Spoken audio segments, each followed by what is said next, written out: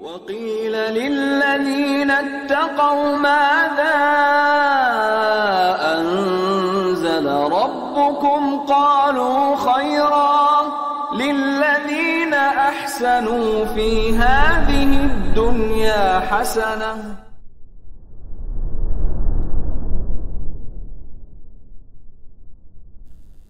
Baik, kita menuju ke hadis Sunan An-Nasai di hadis 370 ya, sampai 376 hari ini insyaallah.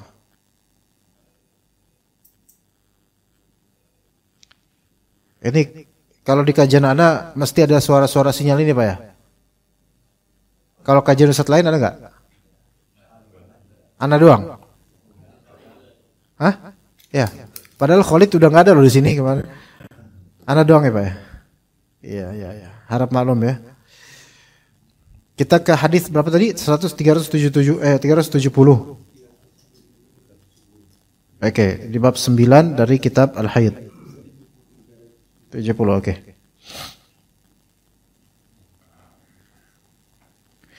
Baik, kita menuju ke berikutnya. Bismillahirrahmanirrahim. Alhamdulillahirabbil alamin wassalatu wassalamu ala sayyidil mursalin wa ala alihi washabbihi wa man tabi'ahum bi ihsanin ila yaumiddin.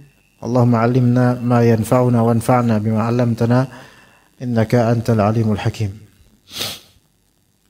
Kita menuju ke bab 9, dzikru ma yajibu 'ala man ata halilatahu fi hali haidhiha ma 'ilmihi bi nahyillahi ta'ala anha. Ya, disebutkan hadis yang apa yang wajib bagi orang yang mendatangi istrinya ketika lagi haid, maksudnya mendatangi menjima istrinya ketika lagi haid padahal dia tahu larangannya.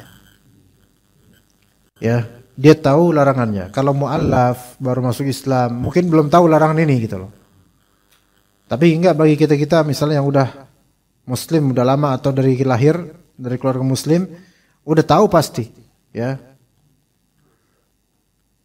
Nah, di sini dalam hadis 370 Al-Imam An-Nasai berkata, akhbarana Amr bin Ali qala haddatsana Yahya an Syu'bah qala haddatsani Al-Hakam an Abdul Hamid an Miqsam an Ibnu Abbas radhiyallahu anhuma. Hadis ini hadis Abdullah bin Abbas radhiyallahu anhuma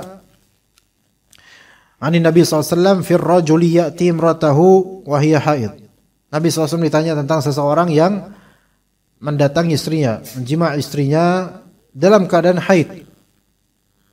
Maksud menjima di sini berarti menjima, berhubungan seksual sampai tuntas gitu, tapi lagi haid istrinya. Maka kena hukuman apa? Ya tatabbu bidinarin atau binisfi dinar. Dia diperintahkan sedekah 1 dinar atau setengah dinar. 1 dinar atau setengah dinar. Ini seperti pernah kita bahas. Dan ini menjadi khilaf di antara ulama mengenai apakah ini wajib atau tidak gitu. Menjadi khilaf di antara ulama. Apakah orang yang menjima istri dalam keadaan haid itu dia wajib untuk membayar seperti ini setengah dinar atau 1 dinar, atau hanya sebatas sunnah? Waktu itu kita pilih bahwasanya ini tidak sampai wajib, melainkan dianjurkan saja. Dianjurkan saja untuk membayar setengah dinar atau 1 dinar. Tapi sekarang tuh berapa kalau setengah dinar 1 dinar, Pak? Ada yang tahu nggak? Hah? Itu 6 juta berapa dinar, Pak? Jadi?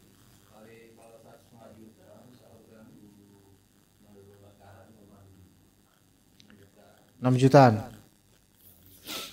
Lah kalau jimaanya 3 kali berapa? Nah, itu dia. Tapi ini wallahu alam, pendapat wallahu alam yang lebih kita ikuti adalah bahwasanya ini tidak sampai wajib. Tidak sampai wajib.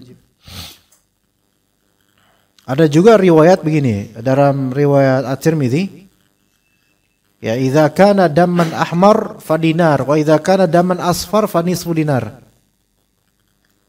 Kalau misalnya darah haidnya itu berwarna merah, maka 1 dinar. Kalau misalnya darah haidnya berwarna kuning, maka setengah dinar. Ada riwayat seperti itu dalam Sunan At-Tirmidzi. Nah, ini sebenarnya yang lebih sahih adalah pertama, wallahu alam, ini sunnah. Kedua, bagi yang menunaikan hukuman ini, maka karena ada au di sini, yaitu atau 1 dinar atau 1,5 dinar merupakan takhir atau pilihan. Dia bisa milih mau dia bayar 1 dinar atau 1,5 dinar, silahkan bebas. Begitu. Ya. Wallahu a'lam. Kenapa di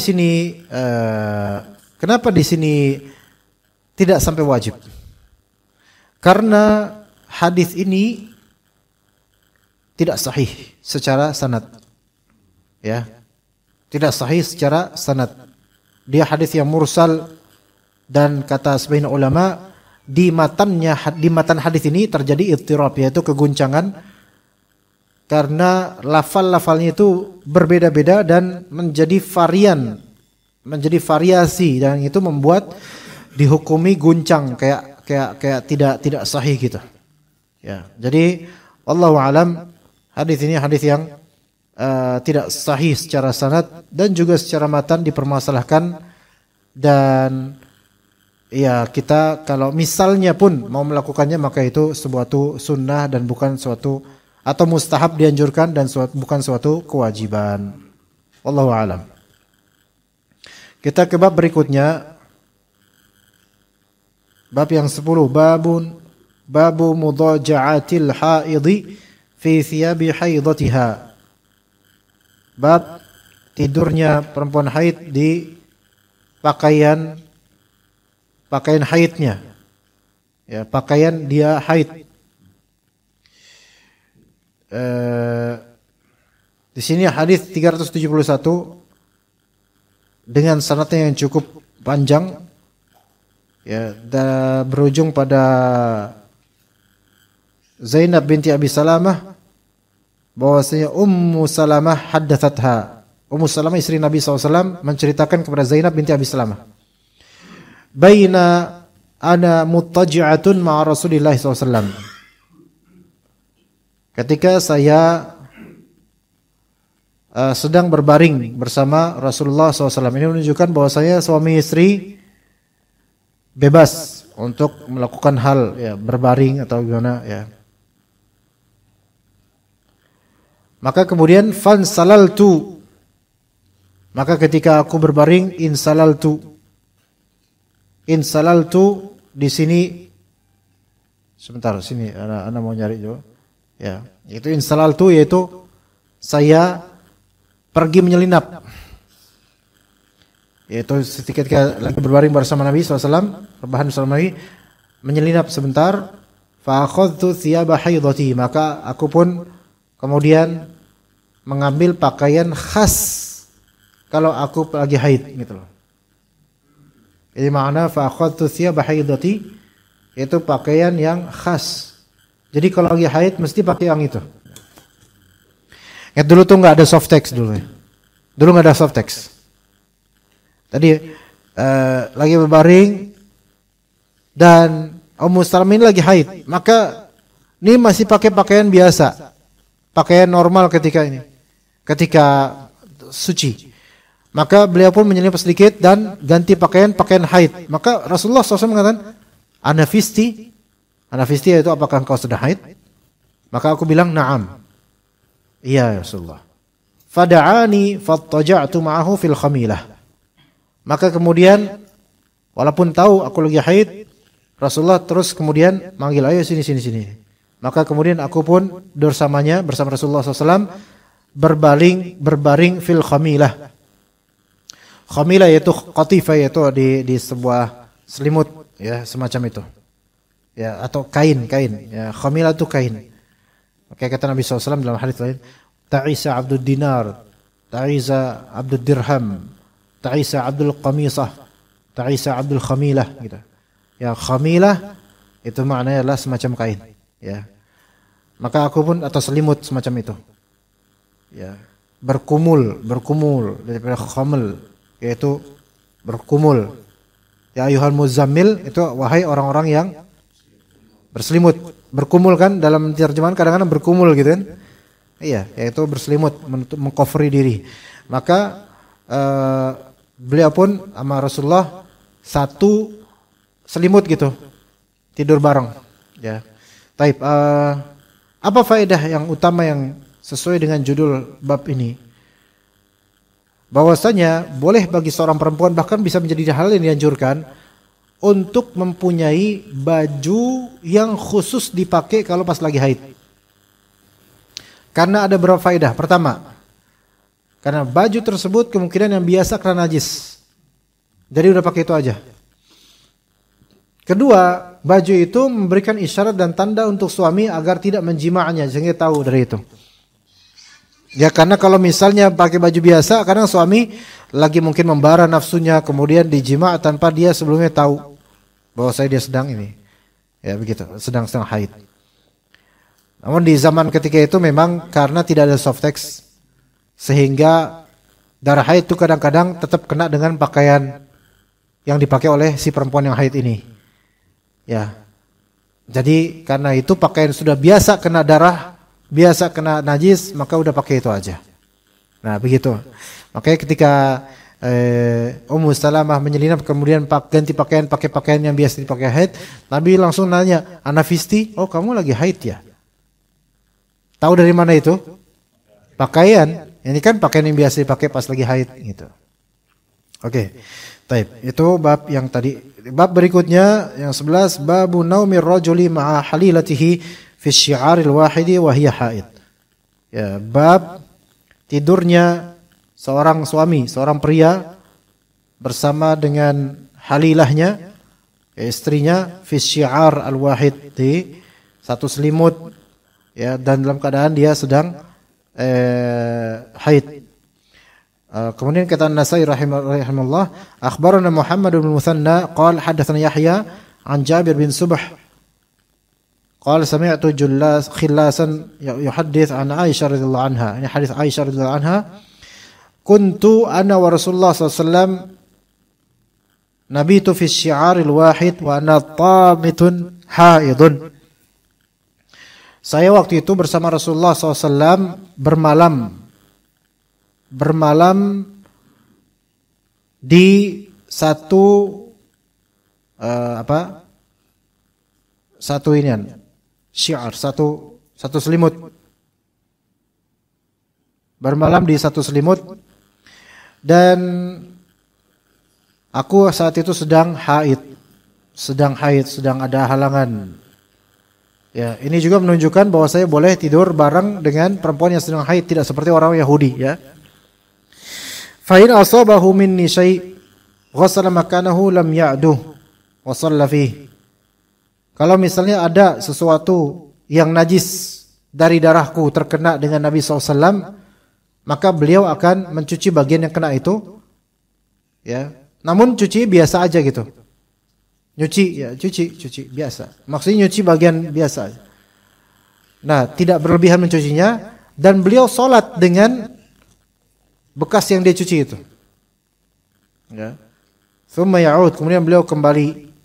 Fa in asabahu minni syai' fa'ala mithla dzalik. Ya. Kalau misalnya dia kena lagi dengan apa yang sesuatu dariku, yaitu maksudnya kena darah, maksudnya bukan kena kulit. Kalau kena kulit nyentuh, namanya tidur bareng pasti nyentuh. Tapi maksudnya ini minni syai' di sini maksudnya najis. Yaitu darah haid kena pada Rasulullah SAW, beliau lakukan itu lagi. Ghassala makanahu lam ya'du wa shalla fihi. Ya, beliau ghassala makanah, yaitu bagian yang kena dengan darah haid yang kena di pakaian beliau cuci, lam ya'du, yaitu lam yujawiz. Beliau tidak melampaui mencuci yang lain. Bagian yang lain enggak, cuma bagian yang kena najis doang. Kemudian beliau salat dengan itu. Bisa dipahami enggak jemaah sekalian? Apa faedahnya di sini yang penting juga kita ketahui? Bahwasanya sesuatu yang terkena najis, mencucinya hanya bagian yang kena najis saja enggak masalah. Walaupun enggak seluruh bagian. Karena bagian sisanya yang lain kan enggak kena najis. Gitu loh. Kalau misalnya nih kita memiliki syahwat besar misal. Kemudian orang yang memiliki syahwat besar biasanya gampang keluar madhi. Air madhi yang dari kemaluan depan keluar cairan madhi karena gejolak syahwat. Tapi kita rasakan itu misalnya, terus kita cek di kamar mandi, iya, ada berapa tetes keluar gitu. Najis. Tapi apakah kemudian kita langsung buka celana dalam, terus habis itu di keran kita peres celana dalam sampai basah semua? Apakah harus kayak gitu caranya? Enggak, Pak. Kalau caranya terus pakai lagi gimana? Apalagi di kantor lagi kayak gini kan? Atau antum jemur dulu gitu di itu? Kan enggak. Tapi hanya cukup bagian yang terkena dengan madhinya dan zakarnya dicuci, dibersihkan. Dah bagian yang terkena aja dah. Disiram sedikit aja bagian yang terkena aja. Tetes-tetes yang kena itu aja dah. Enggak harus semua celana dalamnya, enggak. Ya cukup segitu aja. Karena yang najis kan bagian itu doang. Begitu. Begitu juga kalau misalnya kita lagi gendong anak bayi habis mandi misalnya dia dan masih telanjang. Terus tiba-tiba muncrat. Apa kencing dia, laki-laki, bayi laki-laki. Kencing dan terkena bagian tangan gini misalnya. Kan gini nih. Terus gitu kan ke sini. Sini doang nih yang kena najis nih. Ya. Dah kita taruh bayinya. Apakah langsung kita buka baju terus taruh mesin cuci? Ya boleh aja kalau mau kayak gitu nggak apa-apa. Cuman kalau berdasarkan hadis yang tadi sebenarnya cukup dibasuh dan dicuci bagian yang kena najis tadi. Nggak harus semua badan, nggak harus semua baju ini. Begitu jemaah. Ya. Seperti itu. Taib. Tapi paham kan jemaah paham? Untuk pada diam aja takutnya nggak paham atau tidur tapi melek. Iya. Ikan. Babu mubasyaratil haid, bab berhubungan atau bersenggama dengan perempuan haid, dengan istri yang haid. Di hadis 373. Akhbaruna Qutaibah qala hadatsana Abu al-Ahwas an Abi Ishaq an Amr bin Surahbil an Aisyah radhiyallahu anha qalat. Di hadis Aisyah radhiyallahu anha, kana Rasulullah sallallahu alaihi wasallam ya'muru ihdana idza kanat haidha an tashudda izaraha thumma yubashiruha. Rasulullah SAW kalau misalnya ada seorang dari istri-istrinya ini lagi haid, ya dan itu giliran istrinya malamnya misalnya, maka Nabi perintahkan agar mengencangkan izarnya, sarung bagian bawah, kemudian beliau menyetubuhinya, ya. Begitu juga hadis berikutnya, ya. Anda bacakan lagi berikutnya sama serupa dengan hadis ini. Juga hadis Aisyah radhiyallahu anha, kanat ihdana idza hadat amaraha Rasulullah SAW an tattazir thumma yubashirha. Kalau misalnya seorang dari kami, yaitu istri-istri Nabi salah seorang dari kami sedang haid, maka Nabi SAW perintahkan untuk mengencangkan izarnya. Dulu nggak ada softex, jadi pakai izar. Izar itu adalah pakaian bagian bawah. Ya sekarang ibaratnya kayak sarung gitu. Pakaian baik dikencangkan, pakai itu izar, menandakan bahwasanya dia sedang haid. Kemudian Rasulullah tetap berhubungan badan dengan istrinya. Maksud berhubungan badan di sini yaitu tidak menikmati bagian kemaluannya. Ya begitu. Adapun bagian selain dari kemaluan depan belakang, maka dilihat kalau misal paha itu tidak apa-apa untuk disentuh. Karena dalam riwayat ada seperti itu. Adapun kalau bagian di antara pusar dan paha, selain itu bebas. Bebas, enggak dia apa-apain bebas. Tapi kalau misal paha disentuh enggak apa-apa. Selama tidak mengkhawatirkan untuk ke bagian kemaluan gitu. Kemudian bab berikutnya. Babu dzikri ma kana Nabi sallallahu alaihi wasallam yasna'uhu idza hadat ihda nisa'ih. Bab dalil yang menunjukkan apa yang Nabi SAW perbuat ketika salah seorang istri-istrinya itu haid.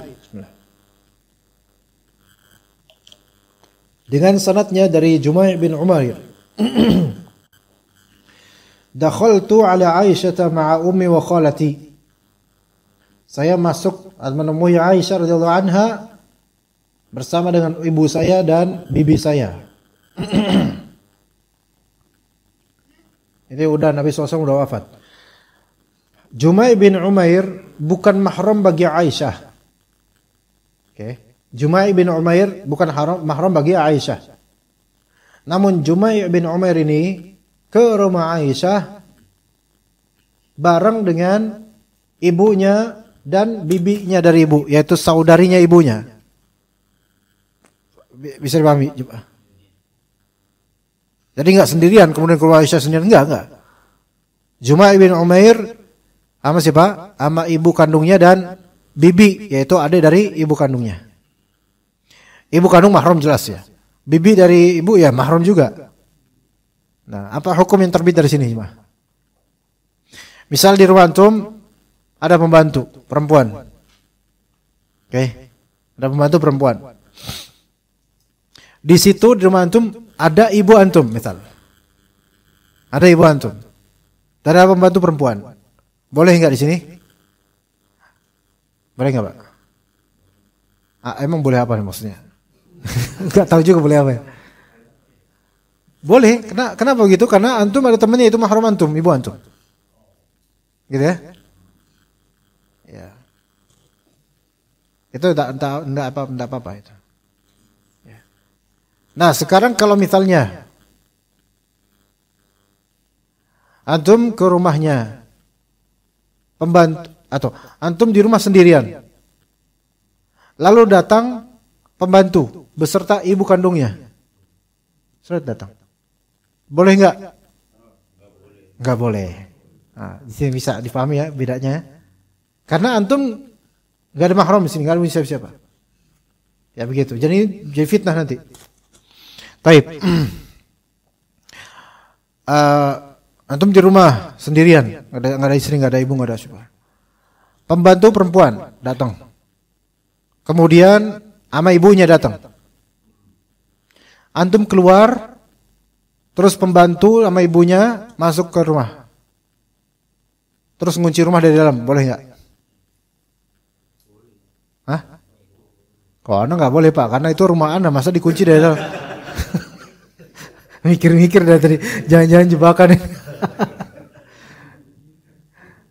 Ya, boleh kalau misalnya dia pembantu dan ibunya itu di rumah antum dan antum keluar, enggak ada orang siapa-siapa, ya enggak apa-apa. Enggak masalah itu mah. Yang masalah kan ketika antum sendiri di situ. Gitu ya. Itu. Baik, kita lanjut. Maka kemudian ibuku dan bibiku bertanya kepada Aisyah, "Kaifa kana Rasulullah SAW yasna'u idza hadat ihdakunna?" Apa yang Rasulullah perbuat jika salah seorang dari istri-istrinya itu haid? Maka kata Aisyah radhiyallahu anha, "Kana ya'muruna idza hadat ihdana an tattazira bi izarin wasi'in, thumma yaltazimu sadraha wa thadyaha." Yaitu Nabi SAW memerintahkan kita jika ada yang haid nih, memerintahkan kita kalau misalnya haid untuk pakai sarung yang agak lebaran, kemudian yaltazim sadraha wa thadyaha. Kemudian Nabi SAW fokus di dada dan kedua payudaranya. Ini menunjukkan boleh menikmati bagian situ. Menikmati bagian situ. Ya. Namun menikmati bagian paha jangan. Tapi kalau betis boleh. Begitu. Ya. Taib, di hadis berikutnya akhbarana al-Harits bin Miskin qira'atan alaihi wa nas asma' an Ibnu Wahab an Yunus wal Laits an Ibnu Syihab an Habib Maula Urwah an Budayyah wa kana Laits yaqul. Kemudian Maimunah, sekarang hadis Maimunah. Hadis Maimunah. Beliau berkata, kana Rasulullah SAW yubashirul mar'ata min nisa'ihi wa hiya haid idza kana 'alaiha izarun yablughu ansafal fakhidain war rukbatain tahtajiz bih. Rasulullah SAW bersetubuh dengan istrinya ketika lagi haid istrinya. Namun dengan kriteria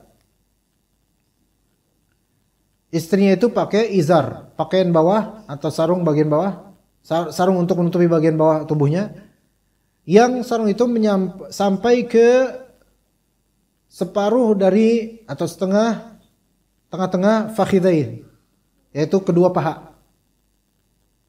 Dia antara dua, jadi paha dan lutut maksudnya atas lutut dikit gitu loh.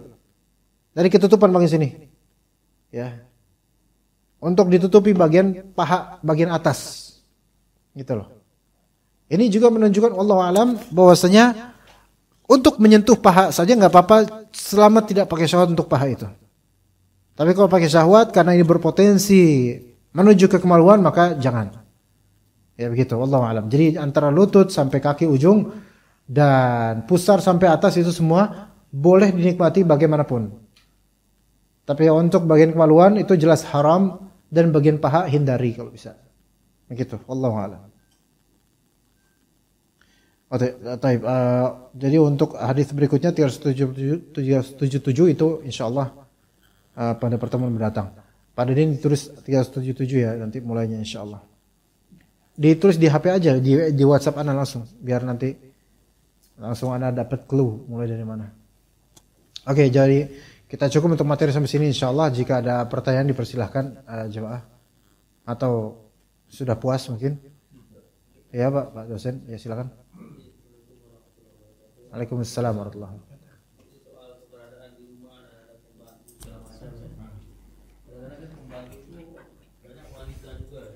Iya, Pak.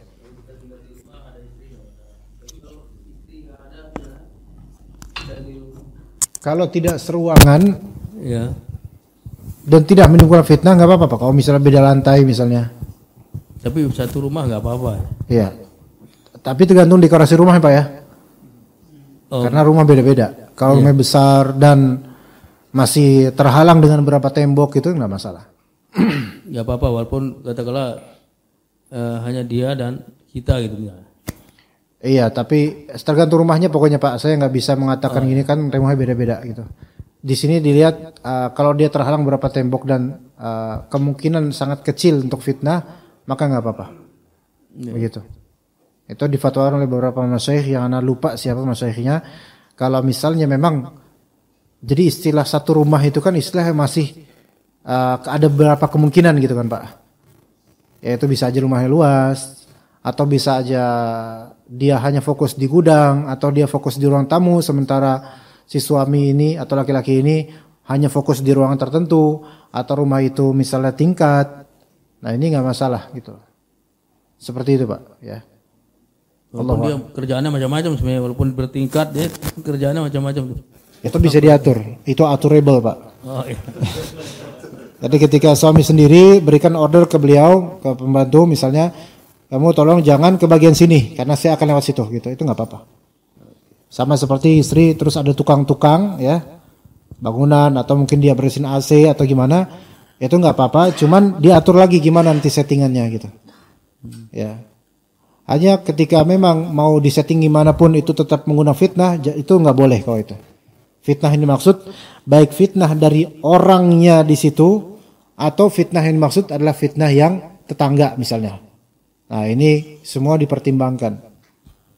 Begitu Pak, wallahu a'lam. Ya, sama-sama. Ada lagi jemaah? Fadhal. Ya, siapa dulu terserah. Kalau dari wajah yang serius, antum lebih serius kelihatannya nih.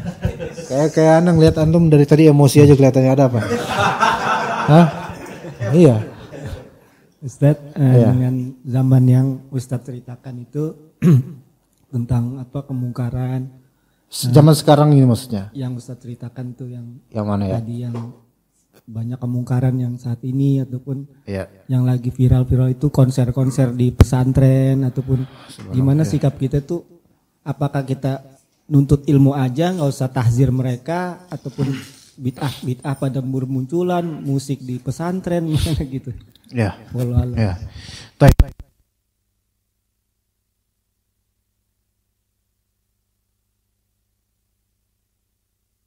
Tampak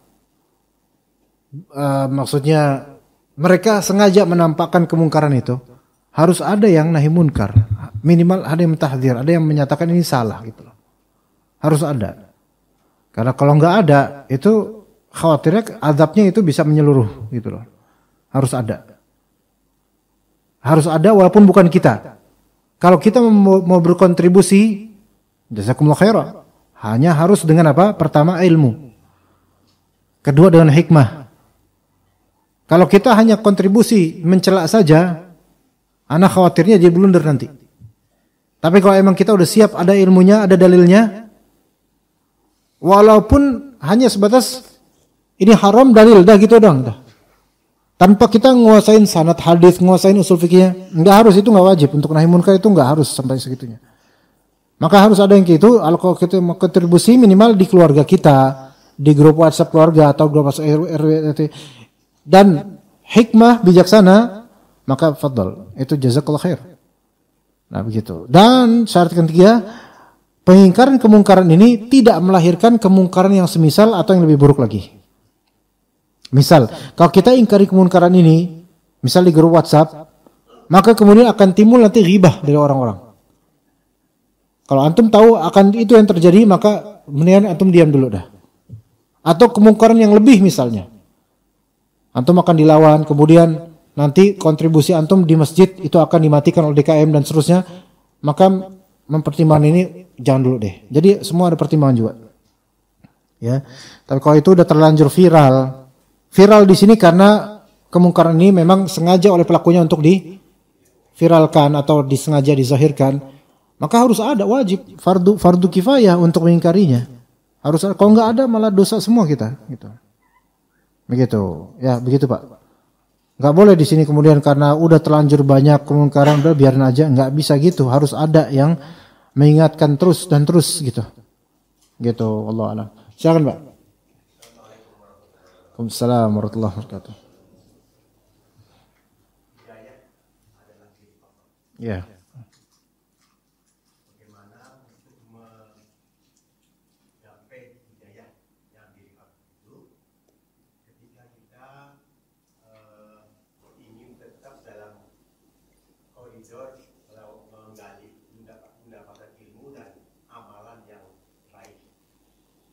Ya. Ya, bagaimana supaya istiqamah dapat hidayah terus ya. Semoga Allah taala berikan anak, bapak dan juga seluruh jemaah di sini hidayah dan istiqamah.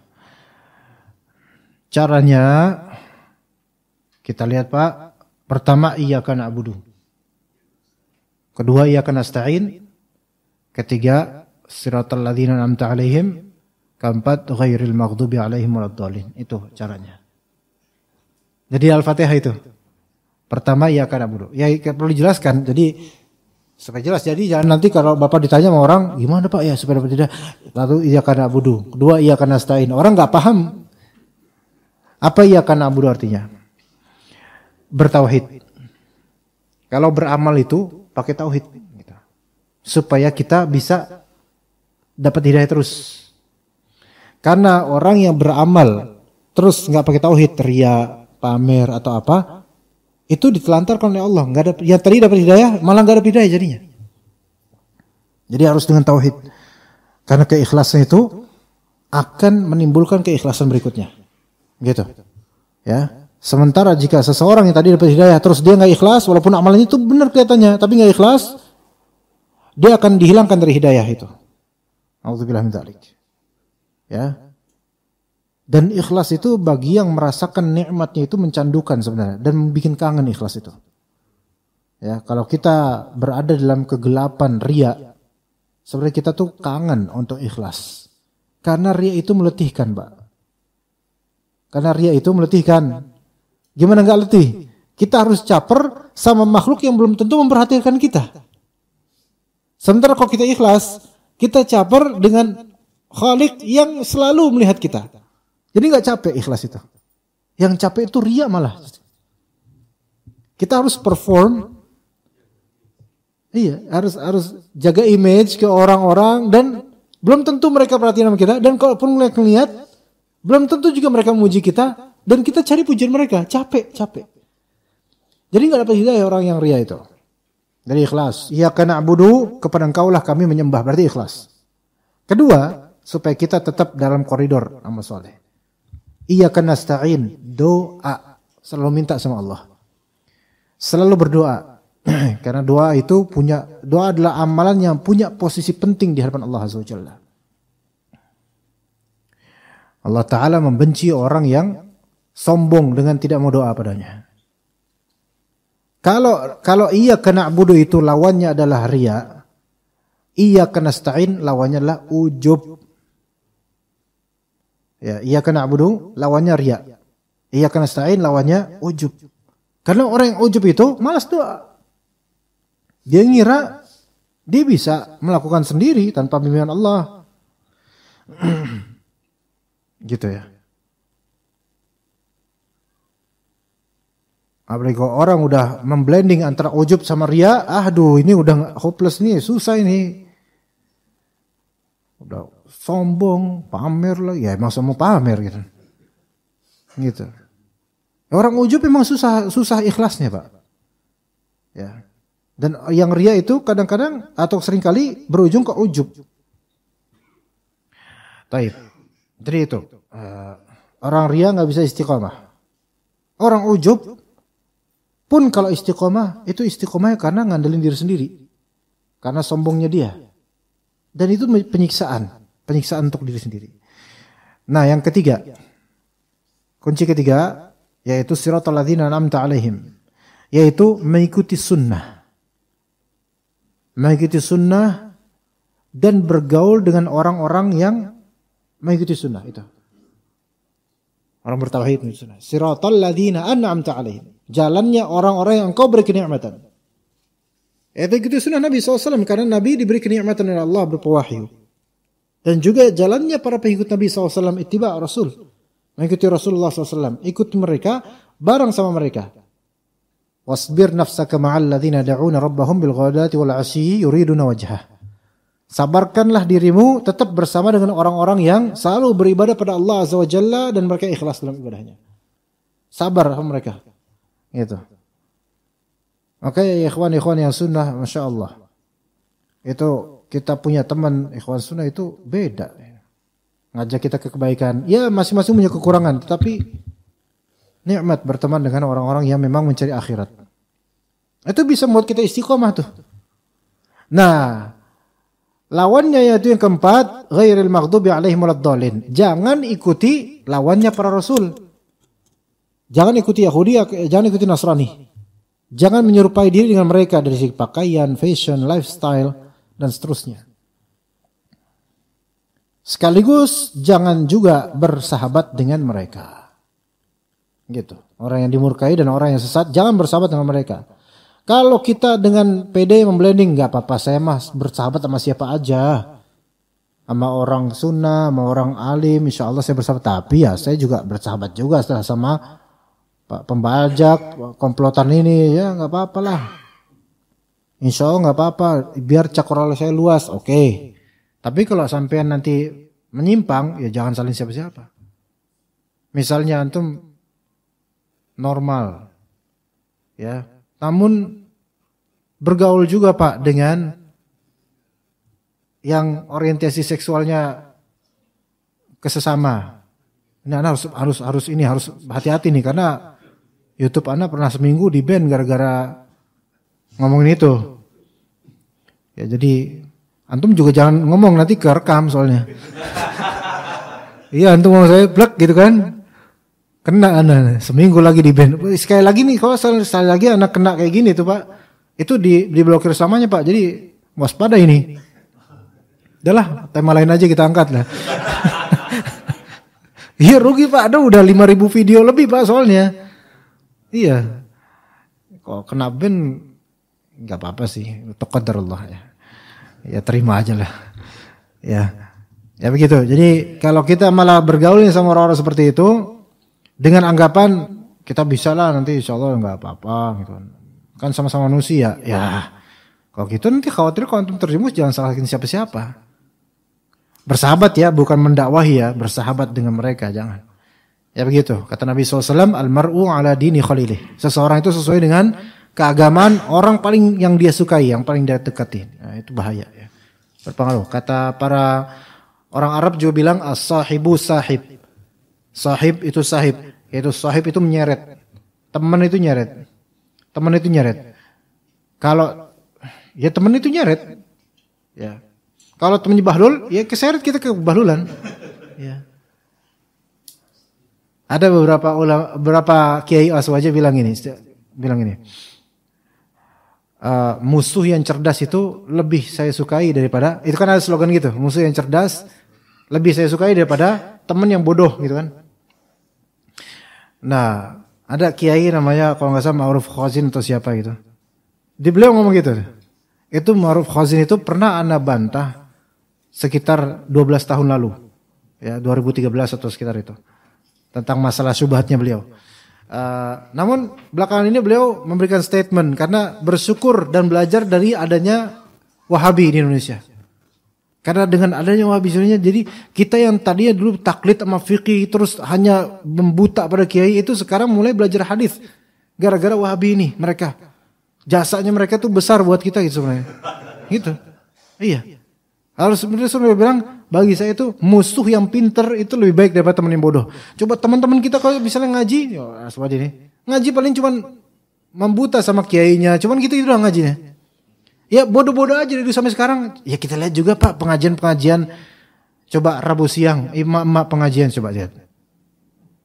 Mama biasanya kan pengajian Rabu siang. Terus selawatan dari Jati Makmur sampai Sawangan sampai Bandung sama semua suaranya. Iya, formatnya sama, suara emak-emaknya kayak dia doang kayak itu. Ya kan, sama semua. Dan siang-siang. Jam 2 Olatullah gitu. Sama semua gitu kan. Sama semua. Dari zaman jebot sampai zaman apa tahu, itu sebenarnya ilmunya coba Pak, uji ibu-ibu itu ilmunya. Sama, ibu, gitu-gitu aja. Enggak ada kemajuan, Pak. Makanya kajian-kajian seperti ini kadang-kadang sama Wahabi itu benci banget. Padahal seharusnya kalau dimusuhin, musuh yang pinter dan mengangkat kita supaya pinter itu lebih baik daripada punya teman dari bahlul terus, bikin kita bahlul terus. Itu kata maksud dari kiai itu. Ya, gitu. Jadi jangan bertegaul dengan orang yang membuat kita downgrade dan degradasi ilmu dan amal tuh jangan. Ya itu berpengaruh. Teman itu menyeret. Ya teman yang bahlul menyeret kita ke bahlul. Musuh yang cerdas membuat kita lebih aware, lebih waspada. Itu lebih baik daripada teman yang bahlul. Begitu, wallahu alam. Kita cukup sampai sini karena udah lewat waktunya. Sallallahu ala nabiyina Muhammad wa ala alihi wa sahbihi ajma'in. Subhanakallahumma bihamdika asyhadu an la ilaha illa anta astaghfiruka wa atubu ilaik. Assalamualaikum warahmatullahi wabarakatuh.